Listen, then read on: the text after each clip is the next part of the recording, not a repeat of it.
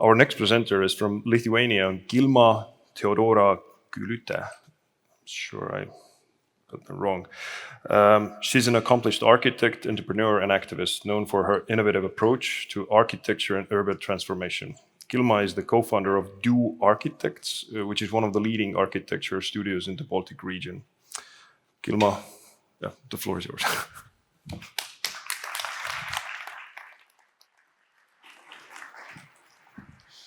Hello all. It's very nice to be here in Tallinn. So I just flew today, just an hour ago, and it's very nice to share with you some works we have done and been doing, also together with some of you, I guess. So because we have so much in common. We are close by, we are neighbors, and we have same roots and same challenges we've been through with our historical memory. So today I will share with you not only, architectural works and not only ideas behind them, but also what do spaces for us. And I asked organizers that most of you are people who are building things or are responsible for building buildings and spaces. And during 20 years almost in architecture, I see that one thing is to design and to build, and the other thing is to see how these things we build transform us. So this is the theme of my lecture today, that by transforming or creating spaces, we transform ourselves. And so it's only 45 minutes flight. I came 20 minutes earlier. So it's better to strengthen this relationship with coming and going. And I came from my office. We are 3 years in. So we found this factory in this former industrial territory, and we thought that it's a good place for us to transform. So now we have 1,000 square meters space, and we have 60 architects, only architects, without construction or engineers. So architects, urban designers, interior architects, and what we believe in, we do. So I also really believe that we have to walk the talk, not only say, but also do and lead by example, do what we say we want to do. So what we create, we just took the piece of industrial land. Among us are only, factories and concrete factories and or like automobiles, like some kind of salons. But we created here an office, not only office, but also community. So this is our office.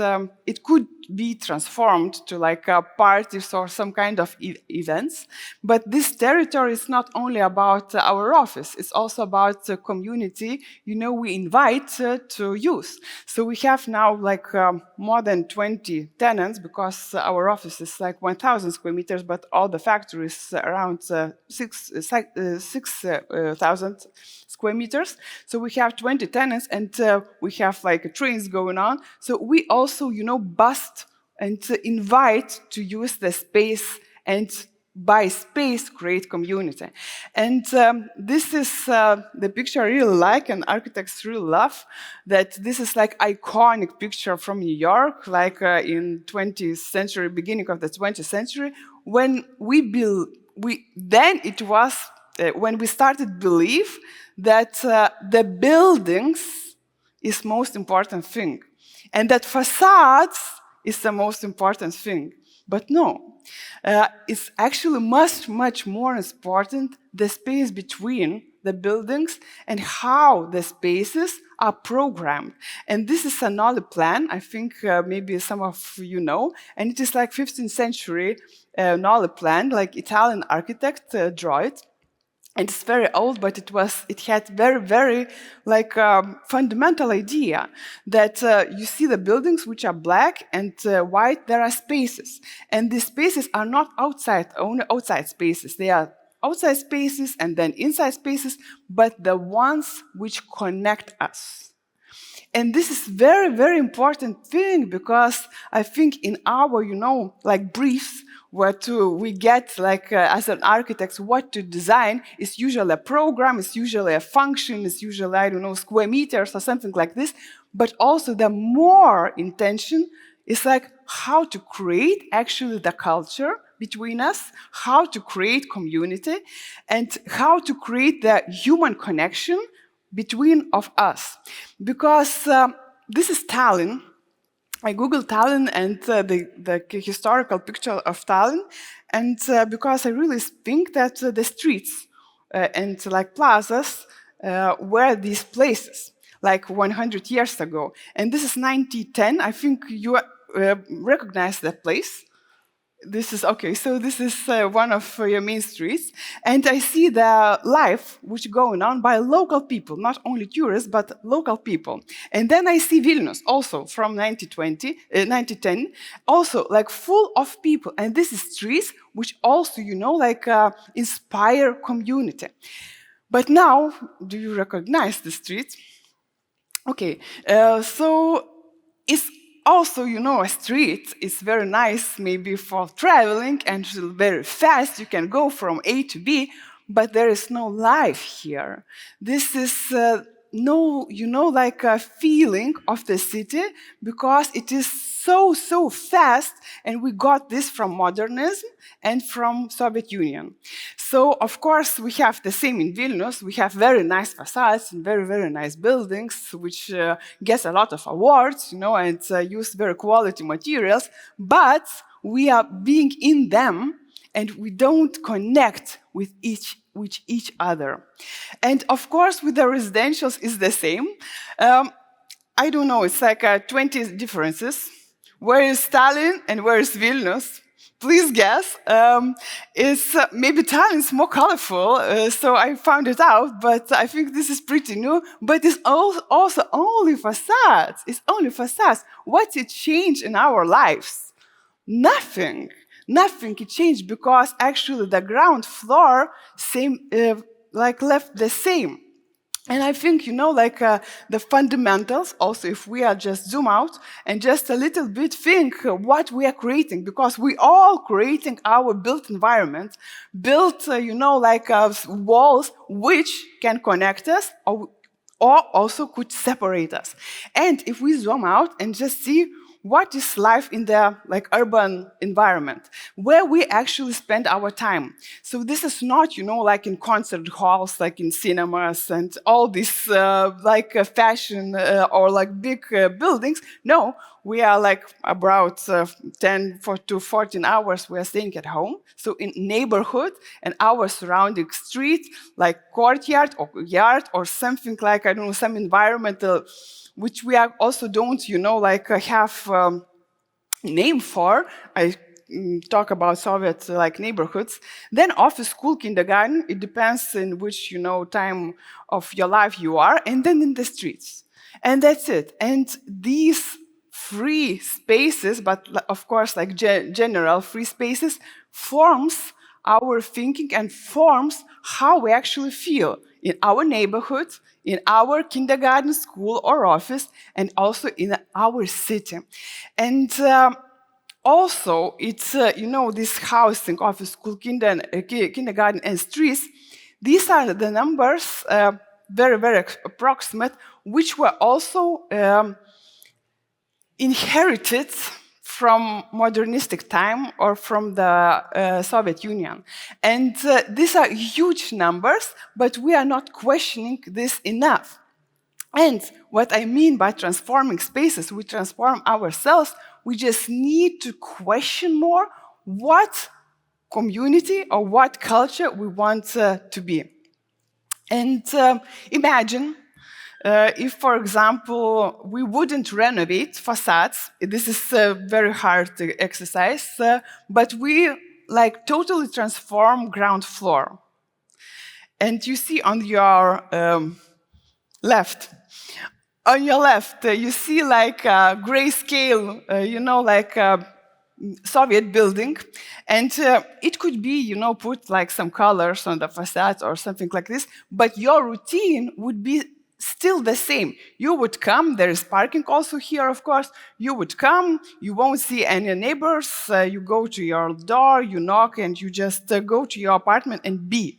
But we made this experiment, and we put, like Brooklyn ground floor on the like collage, and it totally like changed the perception of the neighborhood.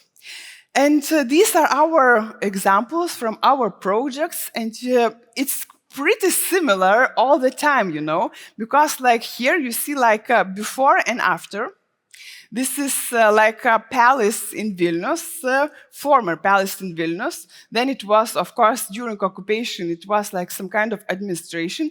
And actually, as usually is, it was converted to courtyard, it was converted to the parking, and the old ground floor was, like blocked, and all these doors and openings and entrances were also blocked to have like 1 or 2 entrances, because it is like just easier, to see all around. And what we did, of course, we did the public space in that, but the brief wasn't like this. The brief, and this is like a first meeting with a client here, it was like just, to repaint the facades and just to rent it out for the offices. But we said, really, you just bought this enormously nice palace. It's like around 5,000 square meters in Vilnius Old Town, and you will stay with this parking in the courtyard and without anything, public, like also connecting with such a space. And we suggested, let's make a public space here.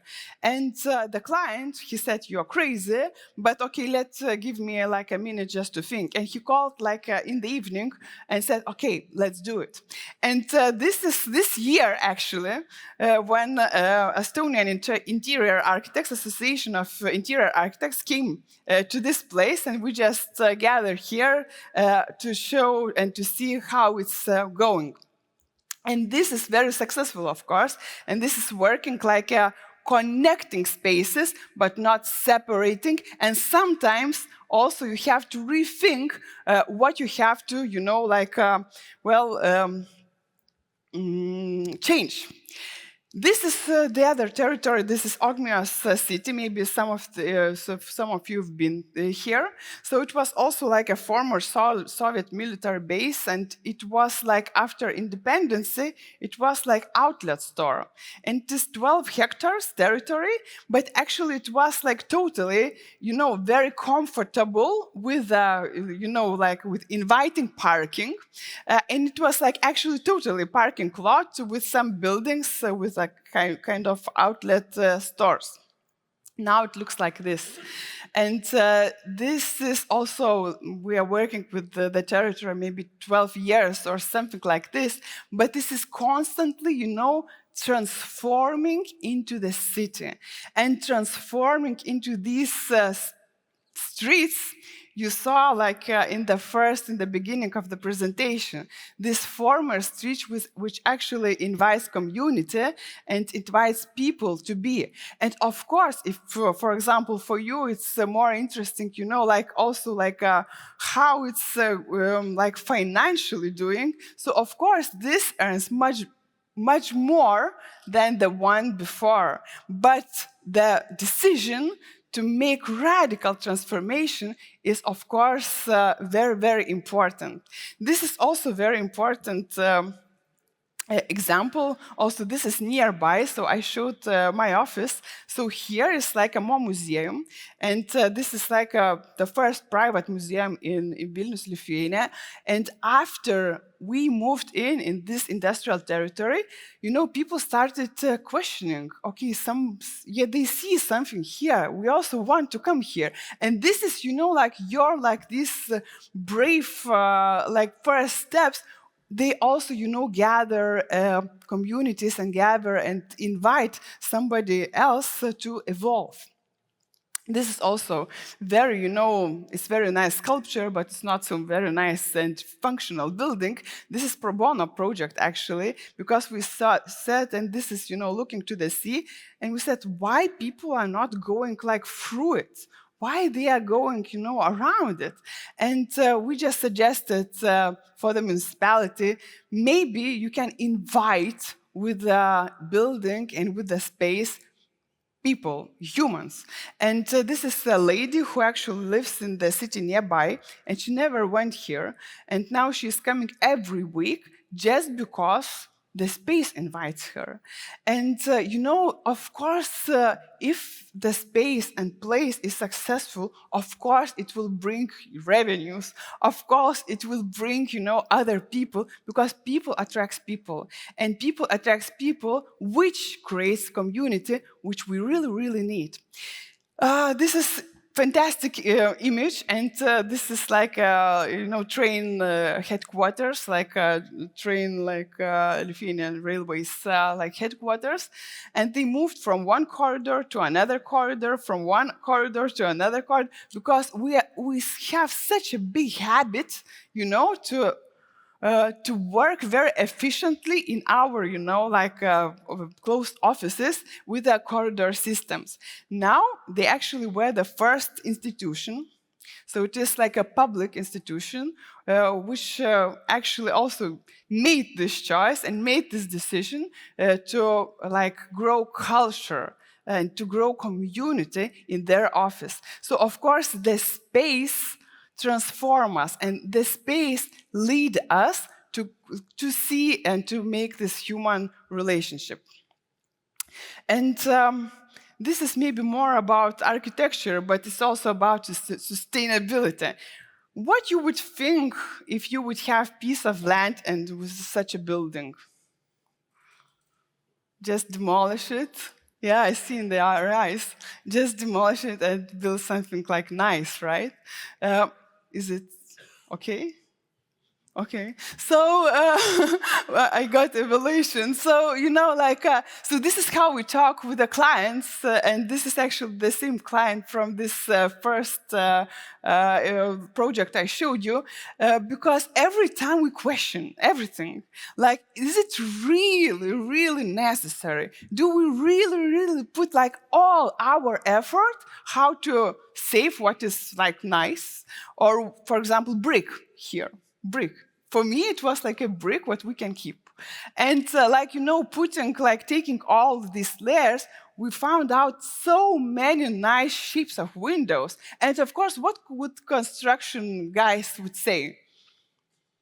We have to, make standard, window, one size, and then, repeat it, because it's much more cost efficient and stuff like this, and more easy to construct.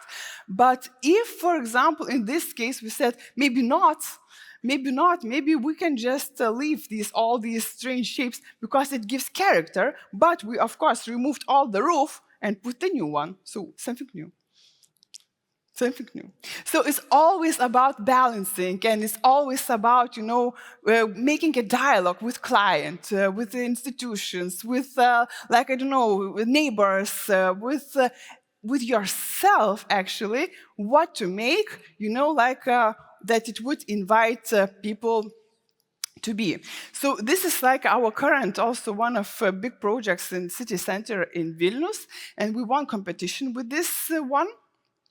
And this is very, of course, complex, site is more than 20,000 square meters, only, with a big parking, with a hotel, with a school, with a courtyard, and also with a events hall. But what also I take this,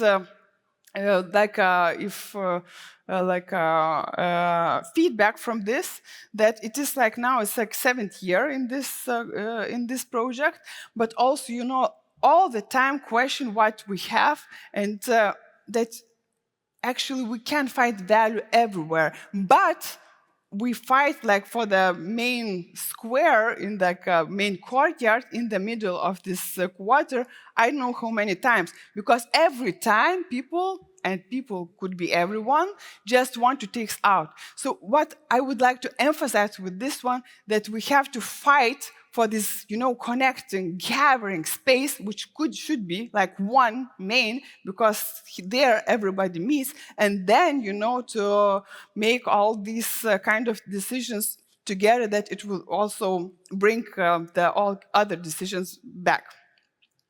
So this was like a general, like a long introduction, but I have like 20 minutes more.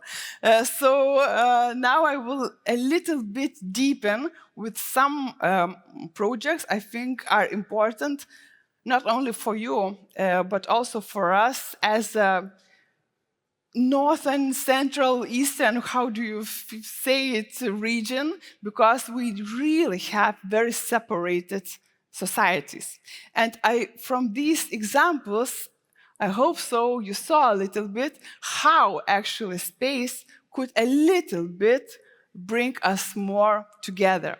So first of all is trees and roads, the picture I showed you, and I put it like on slash streets or roads because I think our streets, not only of course in the historical city centers, but like around city centers, became roads.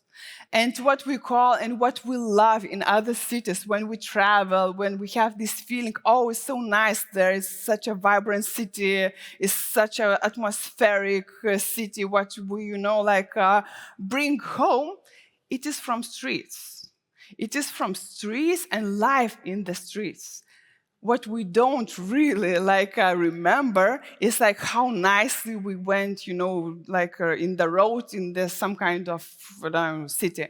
We just, it's we don't keep memory of that.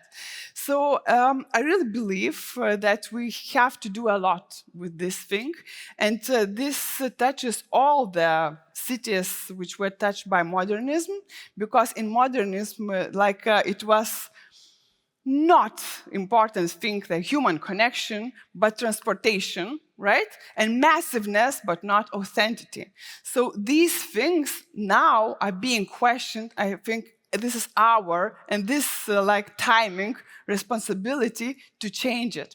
So this is not so bad actually, road, I would say, from industrial Soviet street.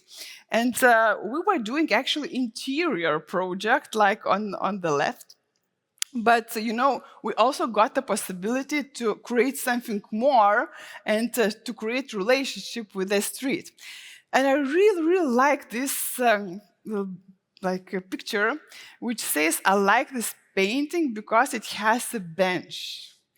And this is so simple, but it's so important and forgotten that we actually create a lot of fantastic elements, but we just forget how to actually make a very nice and comforting space for human being. So we took 200 meters of this street, and we made from our imagination, and of course with our experience, this street from old pictures, how it could look today with technologies, with knowledge, what we have today in contemporary lives, but how to create street life with our all contemporary knowledge and contemporary intelligence, right? So it seems very, very simple things. It is bench, it is bush, it is very nice street lamp, but not 25 meters, height, but normal, human size, human scale, and of course some kind of happening. And this works. And I also lived nearby this neighborhood, and I see during these 4 years how it changed. How it changed, because actually when it was road, I call it road. When it was road, it was just a road, Nobody would go outside or be there or know each other just from appearance or something. But now it's like this.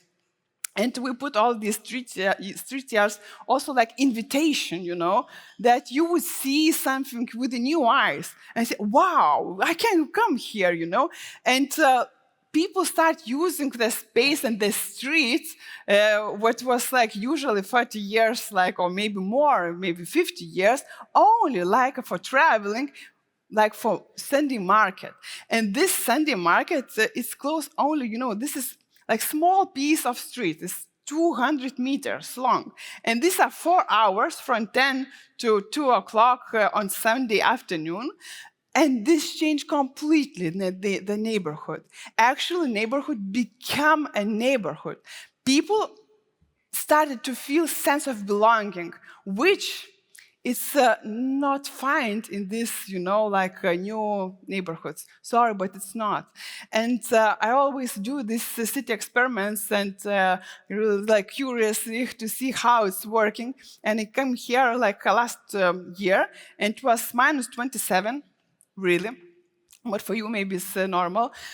And, I came because I didn't believe that somebody could, like buy fish or buy like kind of roots here, like in this like temperature. But as you see, it was happening because it's not only about the fruits and fish and meat or something like that. It's about that you are coming and also you feel connected. And this is I really love this, what happened, and this happened just a few months ago, that first floors, like ground floors, became, used. And all these doors with like little lock shops and, I don't know, coffee houses and stuff like this, like stairs, it actually naturally, evolving because it has humans here, because it has a sense of belonging here. And this was a pilot piece of street, and this led to all the Vilnius streets design manual.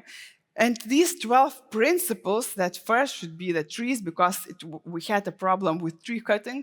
Then secondly, we have to plant the bushes along the perimeter, because the roads are too wide and they are not, uniting. And all these kind of principles, which actually spread out in all Vilnius. And in all these, rows, we started planting trees and bushes. And I don't know if you would come to Vilnius, I think you would feel like totally different atmosphere. This is just because of bush and tree, and maybe some kind of more pedestrian routes. And this is some kind of research being done after these transformations, because we did so this is piece led to now it's been transformed maybe 65 streets in Vilnius. From roads to streets. And this is a huge number. It's not 1, 2, 3, 4. It's about 60. It's a rough number. And what are, the outcome? People were mad. They mad. They were shouting, why? We don't need bushes, we don't need trees, we want to go by car. But this is what's happening when we got the habit. And the change is always hard. But when you put the change, you see that, okay, now I have a street park. Now I can go to walk. I can meet my neighbor. I have much more quality life in city. And this is our price. We have to pay this price because this is also our responsibility to do it, but it will later come also our victories. So it is like this. Yes, it is like this. But the effect of these 60 streets are like that in transform or redesign street of Vilnius, it is accidents have halved. So it is 50% less of accidents in the streets. Of course, because people start caring for each other. Then pedestrian collisions have dropped by 2/3. So it's also because people start watching to each other, also making eye contact, which is also very, very nice, what also Soviet didn't want us to do, right? And sense of belonging in the neighborhoods, this is of course hard, to measure, but it is felt and grow unbelievably like high. So this is what space can do for us. Another example with a building. It is kindergarten, and you also have this. So we all have this, and we maybe all have went to these. Can you raise your hand who went in such a to such kindergarten? Okay, so around 45%, something like this, not bad. We did the transformation of this kindergarten, and it was actually first state kindergarten, because these are state kindergartens, I think here is the same, which were like actually transformed but not repainted. Only repainted, because what we do with our educational buildings, we just repaint. We repaint, maybe we change like some kind of pipes, energy efficiency, of course, yes, but how the space gather us, how the space connect us, what the space teaches us, we don't think about it. So this is the first thing I always tell. And I think it's very, very important, just about also to understanding how space actually creates our routines. So, and we are programmed. The space has very, very, very big programs, which also like moves us. So, for example, it is designed and programmed that all the kids goes to each entrances and then go to each groups. And this is how actually kids and also teachers and also like parents don't get the sense, of all community, because there is no space. There is no one space which we can see, each other. So we just see the piece of whole unit.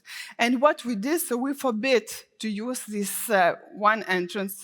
these separate entrances, and we designed one entrance to one closed space. It is courtyard where everybody meets. And this transformation actually, and it could be actually without buildings, if you would say that, but you build buildings. Okay, it could be without buildings, but just, to form one entrance with an enclosed space, with a courtyard where everybody meets, create really a miracle. And so this is like a courtyard, of course, surrounded by public spaces, where like kids are like singing songs about architecture. I don't lie, this is true. But also like the city community, which is very, very lives in very, very Sovietic like environments, actually started coming here. And this is also on Sundays, this is also on Saturdays, this is also on evenings. They started to use the kindergarten courtyard as a place to meet. And this is very nice memory research we did, and also with some Estonians also, and they are very similar in Lithuania, in Latvia, in Estonia, in Romania, also in Bulgaria, and all these, region. Everybody's very, very similarly drawing, like they detailize very like their corner, like where is a bed, where is like a table and stuff like this, but everything else leaves unknown, because this is how it is actually programmed. And I was so inspired by this picture. It is like in San Francisco Art Museum, where kids are looking like, for ventilation duct, but not for the art, we exponate, because it is curiosity. And I thought that we have to design in this kindergarten also like the opening, the window to the cooks. And that the relationship would, grow, and it would be like a common human connection. But I didn't realize, and I really understood it much after, that this is the same cook, like on the left and on the right, that the main effect was not on the kids, but on the cooks. because they were like working in the basement and nobody saw them. And afterwards, they become visible. And I cannot like tell you enough that these cooks started, to put like their hairdresses, like their makeups, the smiles. Also, they started to bake all these nice things because they became visible. And this is what humans actually need. They want to be loved, and they want to be seen, and they want to be, like needed. And this is how, with space, we can connect all these human connections. And these are statistics, and maybe I won't show, but this is like Vilnius, Riga, Tallinn, and how much of these kindergartens we have, and which are not transformed, and how many possibilities we still have to create such relationships. I will maybe a little bit now go through, maybe with some kind of key things. So inspired by all these transformations, like from these typical educational buildings, we started in Ukraine this project with the 5 most common schools. So they are 5 types, like C, H, Q, H3, and O. And this is a big collaboration. So we also invited Siri Valner, Kava Kava, also Sim here from the team. Also Csaba Nagy from Archicon from Hungary, and also us. So we just, as a big collaboration with similar experience, because we understand each other, we actually created these 5 pilots for most popular schools in Ukraine, that they could, lead by example and show us also how to actually transform our educational buildings. So these are, like from the classroom, it could become like really connections, like with the classrooms, with the like, I don't know, spaces for nobody, spaces for like kids, pupils and stuff like this. As a corridor, they become collaboration spaces, like also Mikhail Fedorov. He's Vice Prime Minister of Ukraine, and he is like our ambassador for this project. He said, people in Ukraine have to be, taught by space as to become like a Google employees or something like this. And this is really why we are not seeing, people as the ones who actually have such a different also understanding of the world, which are now in schools, and the space that just is so back forward. So this is like our Ukraine project. I don't know how it will happen, but we have financing for one school. So we have 15 million for our school from Belgian Fund. And it is incredible that the first step, it was done because the principle for transformation was actually confirmed in Ukrainian educational reform. But we don't know how this war and full-scale invasion will come to the end. But of course, we believe for the victory, and it could be a chance to, recharge all this Soviet mindset and Soviet also these corridors. So these are statistics I won't maybe say, but I want to end with a very, I think, interesting story of Steve Jobs. So this is the gathering space. This is a nice hall of Pixar office, and it was built like maybe 25, 30 years ago, because Steve Jobs, when he bought this Pixar is like animated some kind of movies, right? 3D movies. 30 years ago, it was very, very innovative. So he said, like, for the architects, he tell this brief. It was a brief for design, that please design me a huge space where everybody could connect, and from these connections and collaborations, I will get these very nice ideas, and we will, be very innovative because of the collaborations. And architects designed this very, very nice space, which kept empty. And nobody went there. Okay, he said, and this is about space programming. Okay, he said, then let's, take out all the toilets in the annexes, around this space, and put it here in the main hall. But we should do twice less than is needed. Then, near these toilets, please put the bar with a coffee very close by, and near this coffee, put a sofa. This is programming space. What happened? Of course, everybody went because they need toilet. Because they are twice less it's needed, it was a queue. So you are like standing in the queue and you are like, why I have to stand? You start talking, with a neighbor or with some kind of who is behind. And then from this murmuring, you find maybe a conversation. You see coffee here. Oh, okay, after maybe we can take coffee. Okay, we can take coffee. This is sofa. Let's down. So all this, is programming. And if you now remember in this lecture, all these projects I showed you, this is the same. So you take out parking, you put the bench, the people are having coffee there. You are take out a corridor and put, collaboration space. People are gathering there. And it's everywhere like this. So please, I hope you took something from here, and let's create human relationships through spaces. Thank you very much.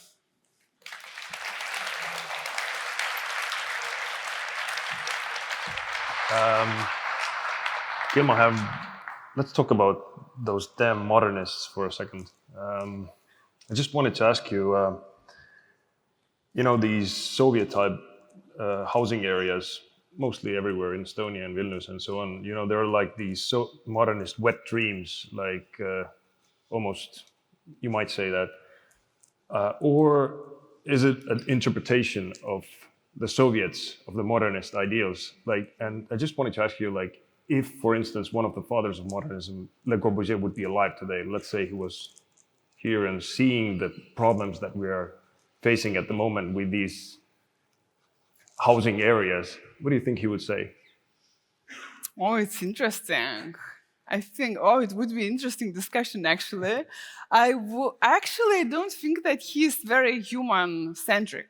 Mm-hmm. I think he's maybe more centric for architecture as shape or some kind of ideas, because his interiors and houses are very brilliant, really brilliant. But urban design is terrible, really terrible. And I think, I don't know, or maybe if he would live in this age, I would pray that he would, be advocate for human-centric design, mm-hmm. because it is now very, very needed. Mm-hmm. And if he would really reprogram most of our, cities and countries as he did with modernistic design. Because he's great ambassador, but of what? Because he was ambassador of machine, right? Mm-hmm. And he said the house is the machine. Mm-hmm. So if he would be this human-centric, driven by love, but not, something else, I think he would be great. Mm. So it was sort of the modernist ideal that was a bit screwed, and not only the Soviet interpretation of this. Of course, yes, of course. So Le Corbusier was a great inspirator for Soviet Union, because he was, his ideas was for masses. And we, of course, we also have to remember, because for us it is, I would say, it's a lesson, because first time we, like a planet, move to the cities, mm-hmm. and we need to invent how to live in such a, huge scales, because we didn't have such scales before. We just lived in small communities. So of course, the first modernistic planning was solving this idea, mm-hmm. Problem of this massiveness. But I think they were just a little bit, not maybe a little bit, but just a lot of not thinking about human being. They forgot the human. Yeah, as like just a simple man who needs connection. What are we missing? Oh yeah, the human. Yeah, but we got a machine. Yeah. Yeah. Okay.